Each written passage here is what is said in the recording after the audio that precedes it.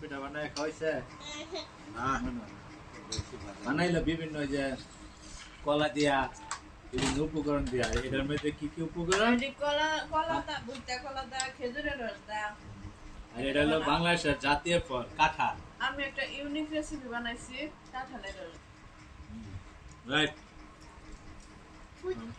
কাঁঠালের রস তবে সেই সাথ বিভিন্ন ভিডিওর মধ্যে সেই সাথ নামে বিভিন্ন ভাইরাল হয়েছে এটা ভিন্ন রকম বাংলাদেশের জাতীয় কাঁঠাল এটা সবাই মানে আমি যা বলতে চাই এটা একটু রিভিউ দিতে যাই হোক বাংলাদেশের জাতীয় ফল কাঁঠাল কাঁঠাল এটা ঘরে বাজারে বাড়ি আঙিনায় প্রত্যেকেই খা এই মৌসুমে আপনারা মানে এইরকম পিঠা বা একটু ভিন্ন রকম এক সময় মানে আধা মানে নষ্ট করা হয় তো নষ্ট না করে এরকম মানে রেসিপি বা পিঠা বানায় নিজেরা খাইলে কাঁঠালে প্রচুর ভিটামিন প্রচুর আমরা যে বলতেছি সেই স্বাদ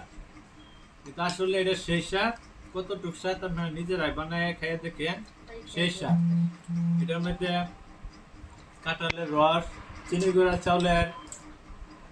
এটা ওই যে গুঁড়া দিয়া আর খাল এলাচ তেজপাতা নারিকেল পূজা এইভাবে